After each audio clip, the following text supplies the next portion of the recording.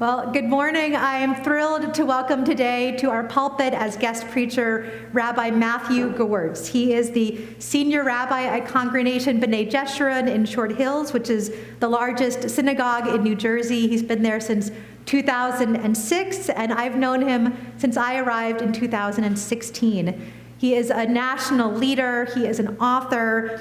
He co-anchored and started his own television series as tri-anchor of PBS's NJTV's A Matter of Faith, which also included our former Bishop Beckwith. So he is very familiar with the Episcopal Church, and he is a clergy colleague, a neighbor, and a friend. Thank you, Rabbi Matt.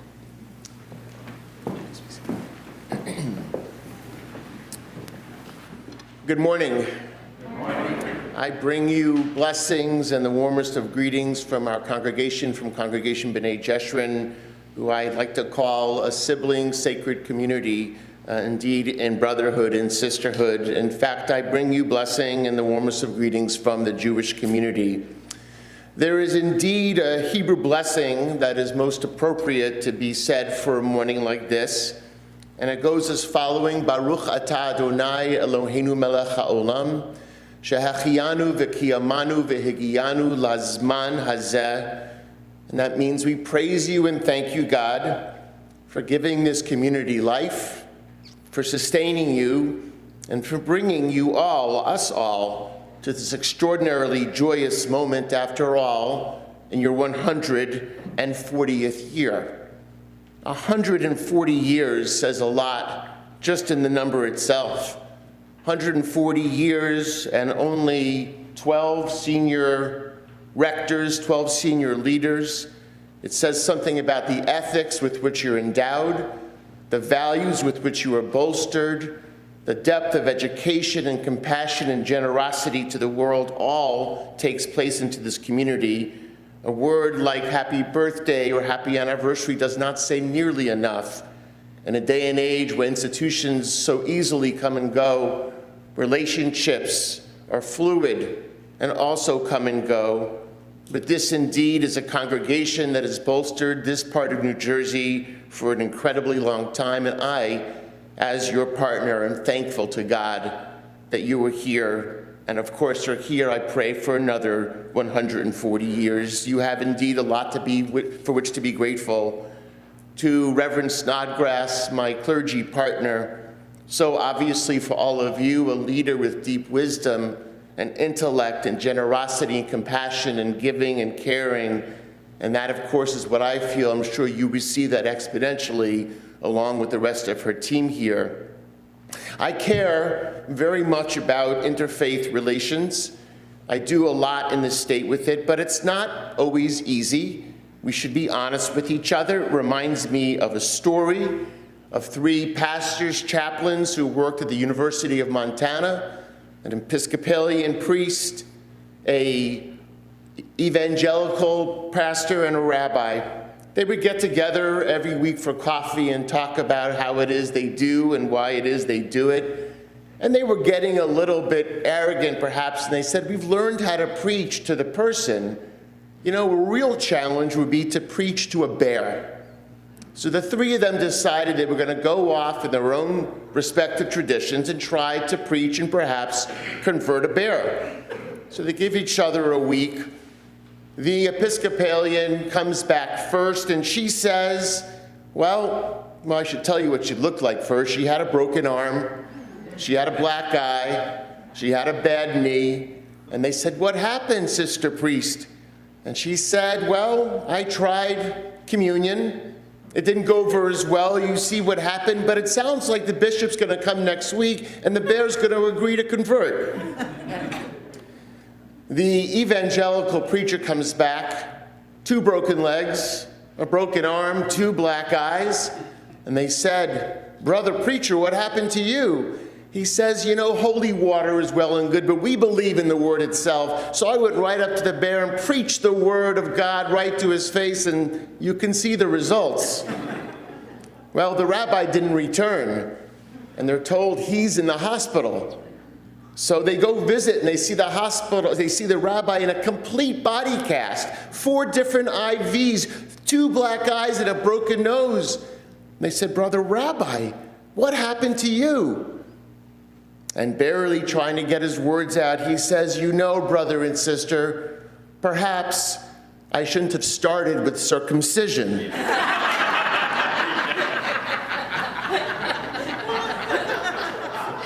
I'm glad it went over well in church also. It goes over well in synagogue.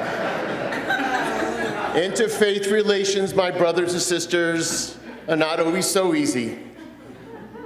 More seriously, as Bowie mentioned, 3 of us, imam, bishop, and rabbi, took 10 Muslims and 10 Christians and 10 Jews to Israel and to the occupied territories, Palestine, if you will, I don't know, 8, 9 years ago. And we first arrived up to the Sea of Galilee, where it made sense to me that my very dear friend and mentor and colleague, your former bishop, Mark Beckwith, very, very important and dear to my heart, said, "Matt, why don't you start?" So I started, the rabbi, to talk about that it was on this water right here that Jesus had walked. And they looked at me and wondered that the rabbi shared that story. And then I said, and if you go down a little further south, it's where Allah rose up from the ashes, where the Dome of the Rock is. And they wondered, the rabbi tells that story? And then perhaps more fittingly, I said, and further south from there is where Moses led the Jewish people out from the evil Pharaoh where the sea was split. And I looked at everyone and I said, yeah, 3 different truths. And when I speak of truth, I don't mean what we experience these days where someone tries to convince you that an apple is an orange or an orange is an apple. I'm talking about 3 existential truths. 3 truths that are all true at the same time, even if they don't resonate with all of us respectively. 3 truths that are true because in that land and in this, I believe that we all are nurtured. We all get food. We all get sustenance from the same umbilical cord. Don't you believe that we're all connected through one cord to one parent, who is the parent of all of us? Brothers and sisters, maybe on different roads, but looking to get to the same end. May that be what it is that we do together. May it be that we don't have time to waste, and that we have to come together as brothers and sisters, realizing that we're not siblings estranged, but siblings connected deeply, again, to the same parent through the same cord from which we are nurtured.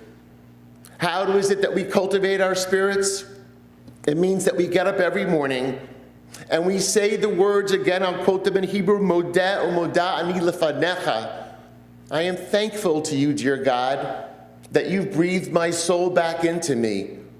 The Jewish tradition believes that when you go to sleep at night, 9/10 of your soul is there, but 1/10 of it goes to God for the night. And if we're lucky enough to wake up the next morning, God breathes that soul back into us and we utter those words. Because cultivating our spirits means that we start each day by remembering one thing. Before we brush our teeth, before we eat our breakfast, before we put our ties on, that we're really lucky to be alive. Getting up in the morning with the perspective that I can breathe, that I can feel, that I can taste. As I get older, that my knees hurt and my back has pain. And I'm so lucky that all of those things are possible because the opposite is not the preference that I desire. We cultivate our souls every day by being thankful that we're alive. Thankful that we're alive in an existential condition that confuses us, that we perceive that we have more control than we actually do. There's an anecdote that says we walk around with a piece of paper in each of our pockets. On one pocket and one piece of paper, it says, you are in control of your own destiny. You can do anything you want with any second and any minute on any day. The other piece of paper says, you are but dust of the earth. You can die at any moment, at any second, and any day. And what is it that we do? We live in the tension between both of those things, knowing that we don't have control over everything, but what we do have control over we can do a lot with while we're still living in life. There are some of us who prefer to live in the world of superstition, believing that if we have enough what we call bubba mices, we wear enough red strings around our wrists, or we don't buy baby furniture before a baby is born, or we don't go to the doctor for 5 years because if we don't know, it's not going to hurt us. But we do have control over part of it. We don't know when the diagnosis is going to come, but we do know that every second before that happens, we have power in our hands, in our hearts, in our spirits to actually change the world we live in, the tension between that existential middle. I go on with our charge in our lesson here about the idea of light. The light that, of course, comes in from one of the readings today. A light that we are taught, and I don't mean the sun, I mean that light that we say when someone walks into a room, boy, they light up that room. I'm talking about primordial light. We're told by tradition that the last thing to be created by God was this primordial light, these sparks. But the angels come to God and say, there's only one problem. If human beings ever get a hold of that light, of those sparks, they'll have no idea what to do with it, and they're going to ruin it. So God says, what do you want to do? Angel says, we want to hide it from them. God sort of wants to go around with the quip. It says, okay, angels, you go ahead and you decide where to hide it, and you let me know, and I'll do so. So the council of angels gets together. They start to argue back and forth and back. And one angel says, I know what to do with the light. Let's put it in the highest parts of the heavens. Human beings will never think to find it there. Another angel says, no, no, no. They're going to create something called flying machines and space shuttles one day. They'll get up to the heavens, they'll find it, and they'll ruin it. So another angel said, I know what to do with it. Let's take it and put it at the bottom of the seabed, at the very bottom of the ocean. They'll never find it there. And he said, no, no, no. One day they're going to create flying machines. Not flying machines, but submarines and scuba diving equipment. They'll get down to the bottom of the ocean, they'll find it, and they'll ruin it. And now they're really going at it, back and forth, yelling at each other. What are we going to do? There's only one more shot. And the youngest angel, the one in the back that was shy, that no one ever listened to, she put up her hand with a shaking sense of confidence. She said, I know what to do with it. And they said, oh, come on, what does that angel do? What does she know? She's always quiet. And the head of the council says, well, so far you've all been loud and you haven't come up with any answers. Let's let her speak. So the quietest, the youngest, but of course the wisest, like a certain King David that we met in our reading this morning, she raises her hand, first shaky, but then with complete confidence. And she says, I know exactly what to do with that light. Let's take a little bit and put it inside every single human being when they're born, because I promise you, human beings, humanity will never think to look right inside of themselves to find the most sacred thing that exists. God says, I can go with that. And thus the puzzle goes. They tell us that each of us is born with light, that each of us is born with purpose and direction. The question is, how do we access it? It's almost like a puzzle piece. We walk around, each of us, with a puzzle piece, and somehow we meet someone else with whose light we connect with, we put it together. And the idea, the tradition says, is to keep on putting those puzzle pieces together until we create a divine quilt of peace and being. So that's one thing, that each of us in interaction has the idea or the possibility of helping the other to open up their light, to put together the puzzle pieces of our complicated world. But the second, of course, is that the youngest, it happens all through the biblical tradition. We always think it's the oldest, the biggest, the strongest that's going to be our most important leader. But it's not. David is hidden in the back. David is not taken seriously. David, for sure, when he faces Goliath, I think it's a joke. It's worse than my New York Jets trying to play someone. But it's the youngest who have the wisdom, who are closest to the womb, what the tradition says, where wisdom started, that we don't take seriously enough, who give the answers. And my brothers and sisters, I would say, it's becoming harder and harder for them to talk forth, to hear their utterances, because our children, even in our community, which has everything, are in trouble in ways that I've never experienced in my 26 years as a rabbi. Kids are living today with hatred all around them, with bigotry being sprawled into the stalls of the bathrooms in school. The depression rates are off the charts. Kids are anxious in ways I've never experienced. There are eating disorders galore because all of them think that they need to be perfect. All of them think that they have to have the grades that are going to get them into these schools that are going to unlock the keys of the doors to Wall Street and everything else. I'm not against success. I am against making sure that we could find the Davids of our world without locking them up, doing so much homework every single night to regurgitate it on the exams the next day that we're not able to hear their sacred and wise words. Our children need us. We have to allow them and unlock them to make sure that we don't lose the ability to find the Davids and the Moseses and the Miriams and the Jesuses of the world, because they're not out there as CEOs.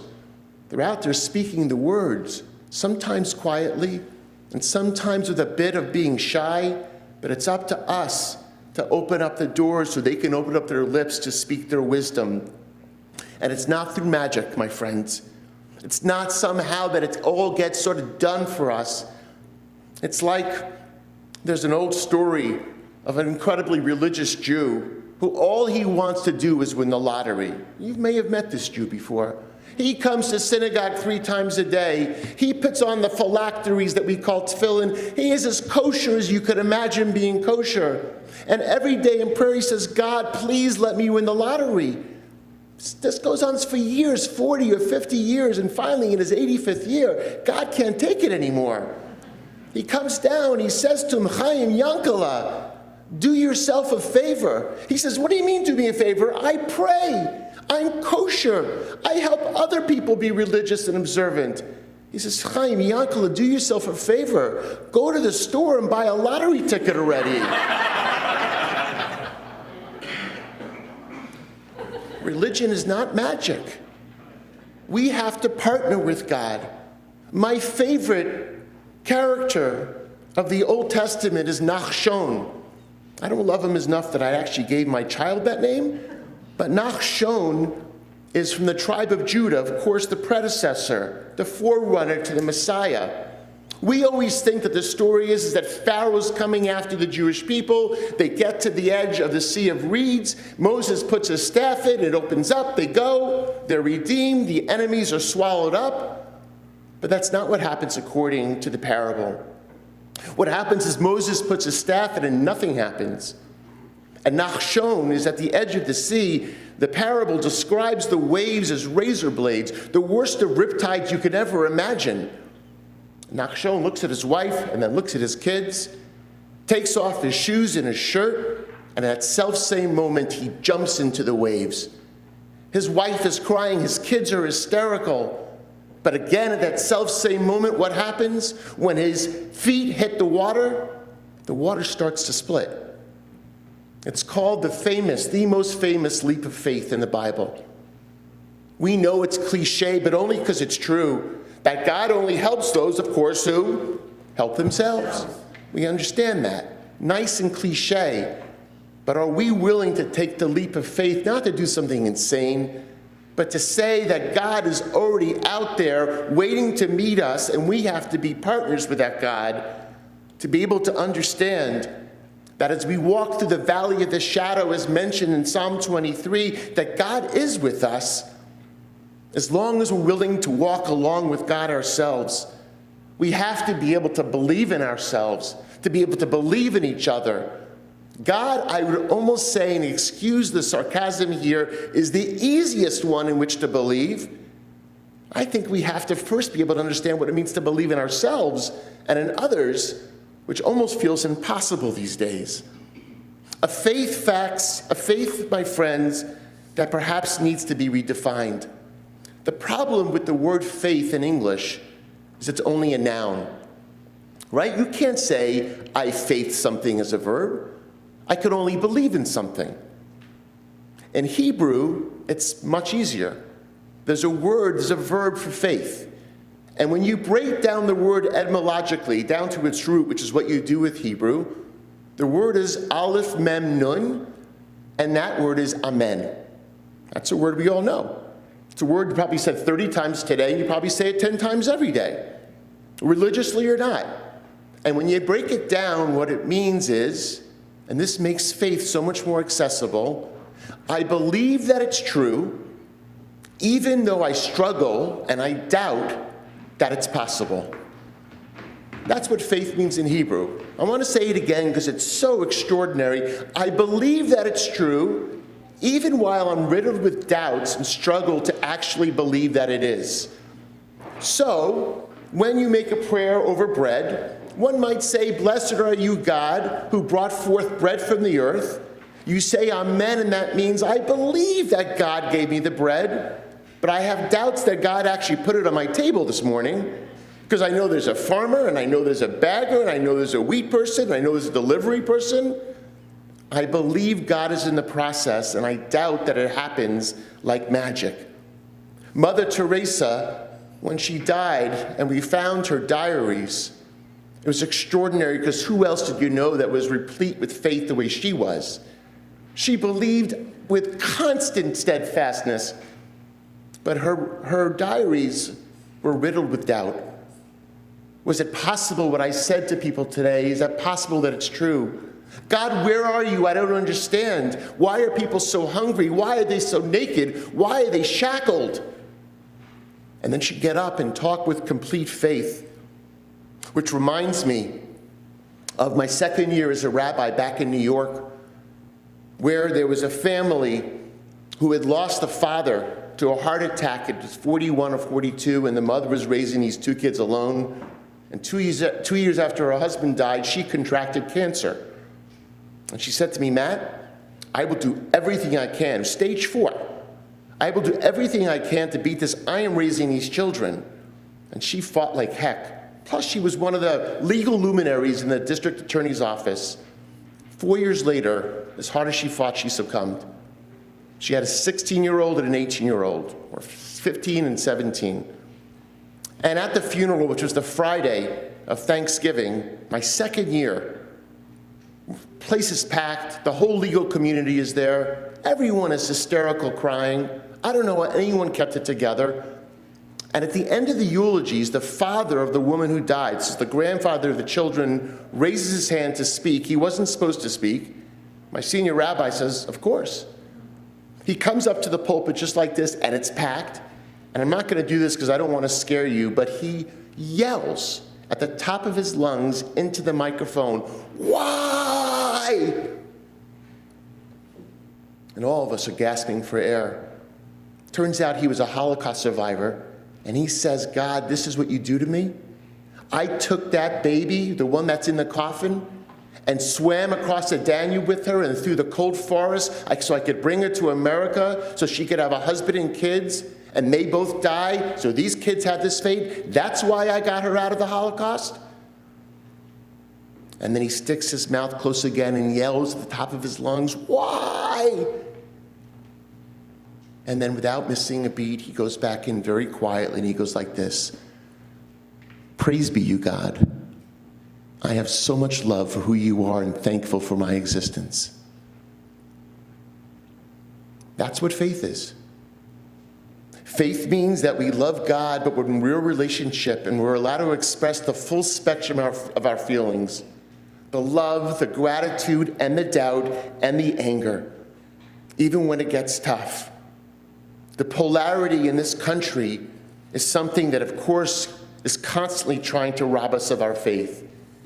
I have never, now it's true, I'm only 57, so I was alive in 68 with what happened in Chicago at the convention. My parents told me chapter and verse of how broken up the country was.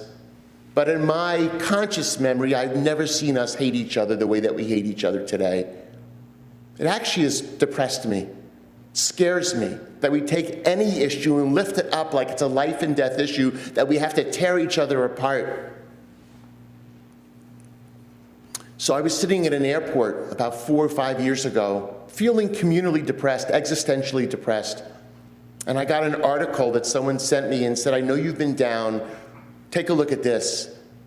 And it says, perhaps the exhausted majority of America should consider the radical center. I said, what's this? And I said, I'm exhausted. And I always think that 65 or 70% of us are pretty decently normal, like left of center to right of center. Not the fringe, what I would call insanity, but here. But we're so tired that we've stopped talking. And the article goes on to say, if you're so tired, stop existing in echo chambers with the television stations and the internet that just reaffirm your own views. And instead be brave enough to come into a center space to share truths even when you don't agree with them. To be open to hearing people, even though in your mind you've come to, in this day and age, despise the other side. Perhaps there's even something to learn from someone that you've come to despise. And again, we despise too quickly. And this is, of course, just a plug for the book called To Build a Brave Space, because that's what it turned into. Turned into an article which turned into a book, where my suggestion is not that you give up your values, your political values, your religious values, but none of us become so arrogant that we think we can't be brave enough to meet in a space and hear each other, and perhaps, God forbid, learn something from the person with whom we disagree. God forbid should we learn something from someone with whom we disagree. I come to a conclusion. I know I packed a lot in this. I'm probably over as it is. But this story for me encapsulates all of it.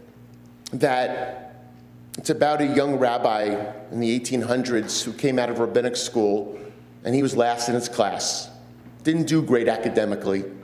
And he was nervous. He had imposter syndrome. He was scared he wouldn't be able to serve.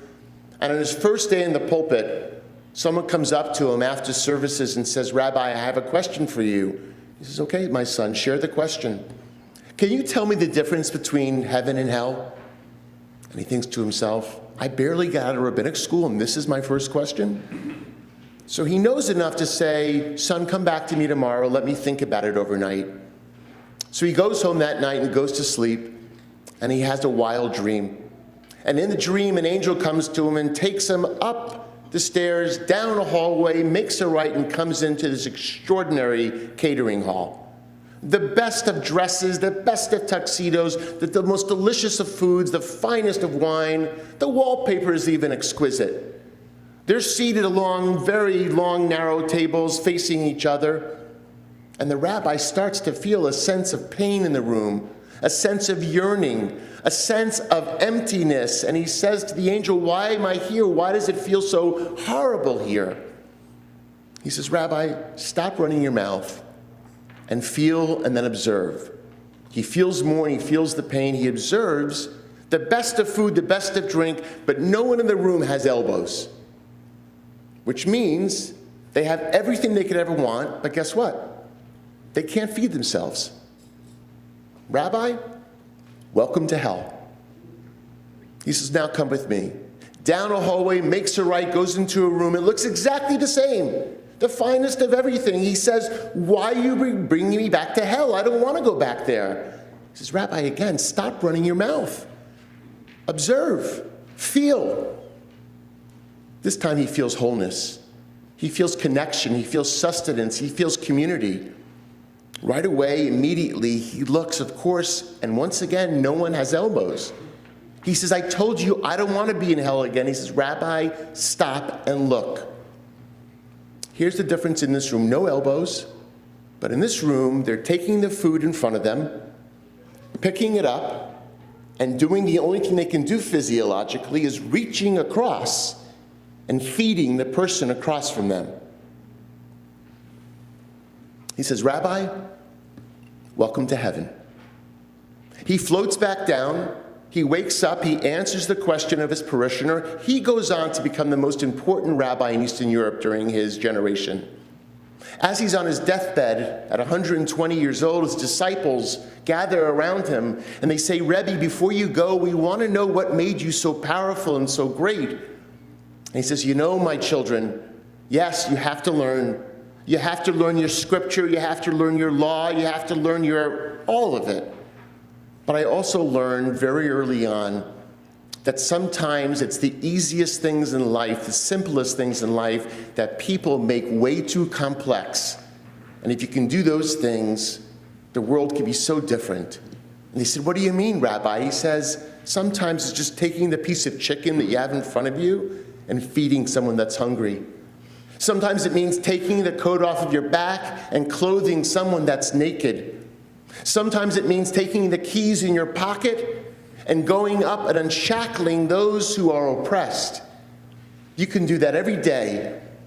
Christians and Jews and Muslims and Buddhists and everyone in this world can do that every day and take a little bit of heaven and bring it down here to earth, an earth that feels complex and complicated and intricately upsetting.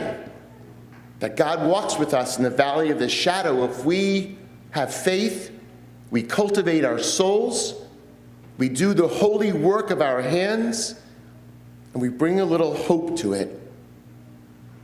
I think I only have 2 members of mine here today, so I excuse you for this. But my oldest son, 5 years ago, on Rosh Hashanah said, "Dad, I don't think I'm coming to services this morning." Now, but mind you, he blows the ram's horn. He has to be at synagogue at Rosh Hashanah. I said, "Jake, what are you bothering me for? I have to get ready." And he says, "Dad, after all, since I'm a kid, you've only preached one sermon your whole life. You just give the same message every year over and over again." So he's really busting my chops. And I said, "Okay, Jake, so what's the message?" And just like this, he goes, "You know, Dad, hope, hope, hope." So I smiled and I went off and I thought to myself, if my kid has grown up and that's what he thinks my message is, A, I ain't so unhappy about that. But B is, that's where I come from. I believe, my brothers and sisters, that every morning we wake up, if the sun comes up, then our spirits and our souls and our heads and our minds can also get up and have a different day and a better day. You look at those trees out there and it looks like it's a barren world. Well, guess what? In about a week it's going to bud, in 2 weeks it's going to flower, and in a month it's going to be replete with leaves, total rebirth. Hello, Easter. Hello, Passover. But hello, people, hope happens only if we manifest the hope. I believe in partnership. You for 140 years, God bless you. Us celebrating our 175th year, God bless all of us. That if we can do those things with our spirits and our hands and our hearts and our souls, we could actually make this world a better place. From that same umbilical cord to that same one parent. God bless all of you.